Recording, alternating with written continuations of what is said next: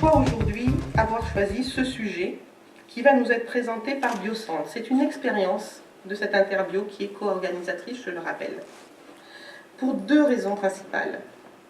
Premièrement, ce témoignage va nous présenter un double intérêt.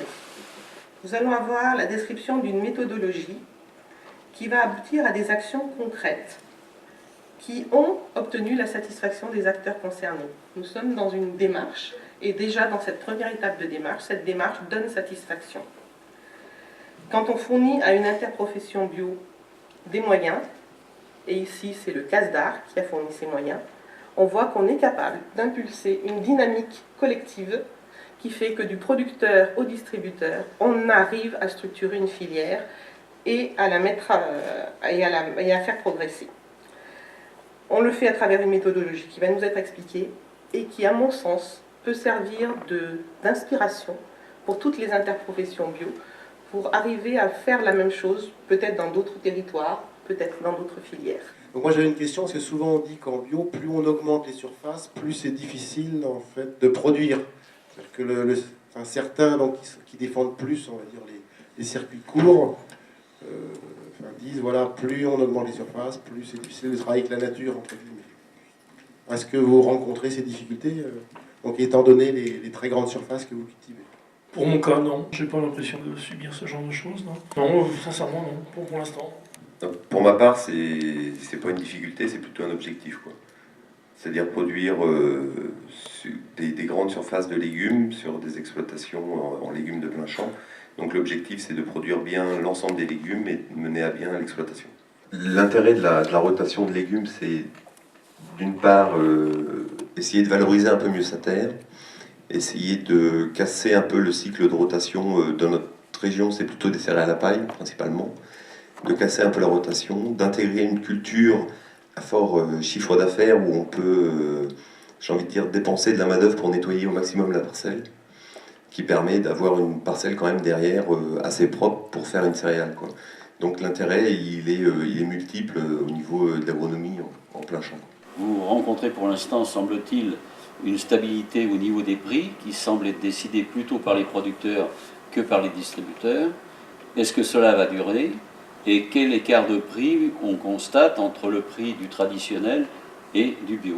C'est l'avantage du bio où on est sur un prix assez fixe et assez linéaire d'une année sur l'autre, alors qu'en conventionnel, on peut trouver des produits conventionnels plus chers que du bio en production, ça arrive, hein. Mais on peut trouver du produit conventionnel qui vaut zéro, hein. Et des producteurs qui mettent des produits conventionnels en légumes à la poubelle parce qu'il n'y a pas de marché. Ça peut arriver aussi, quoi. On est sur des cultures qui sont quand même assez techniques, que ce soit l'oignon ou la betterave rouge. Je veux dire, n'importe qui ne fera pas de l'oignon bio du jour au lendemain comme ça, dans un premier temps. Donc il y aura encore une durée sur ce schéma-là comme ça, quoi.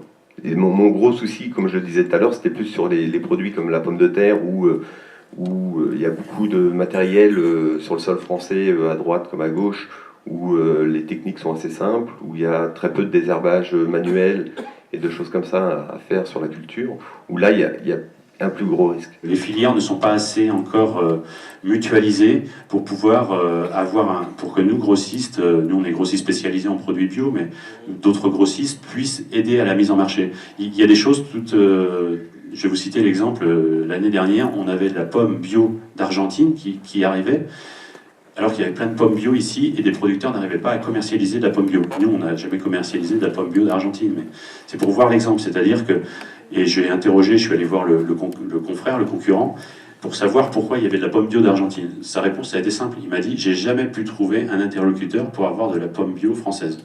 Ce qui montre complètement que la filière n'est encore pas tout à fait structurée et qu'elle peut être tendue sur certains produits. Donc bien se connaître les uns les autres, c'est parfois le problème. Il y a besoin de structurer les filières. Et dans ce que j'entends, structurer les filières, et c'est ce que nous nous sommes dit aussi en interview au Pays de la Loire, c'est d'abord identifier quelle est la demande. J'entends beaucoup dire autour de cette table qu'on a besoin de se mettre en réseau pour définir quelle est la qualité demandée, quelle est la quantité demandée, quelle est la pérennité de cet approvisionnement, quel est le prix. on débouche fatalement derrière, à la fin du fin, sur une nécessité de contractualisation. Je crois que vous n'en avez pas encore parlé, mais vous allez sans doute l'aborder. C'est cette contractualisation qui va permettre de la planification. Et c'est de cette manière-là qu'on va pouvoir structurer cette filière. C'est pour cela que les instances comme les interbio, qui sont soutenues par les conseils régionaux, je le répète, hein, sont vraiment des lieux de rencontre, de concertation et d'élaboration de ce type concrètement de filière. Il est nécessaire que tout le monde se retrouve autour de la table, les intérêts sont divergents, les discussions ne sont pas toujours simples, mais c'est de cette manière-là qu'on va pouvoir avancer. Et effectivement, tout le travail d'enquête qui a été fait, là, qui nous a été présenté tout à l'heure par Eric, d'une part vis-à-vis de la production pour connaître l'offre, d'autre part, à l'autre bout de la filière, de connaître la demande, et tout le travail, c'est de mettre en adéquation cette offre et cette demande.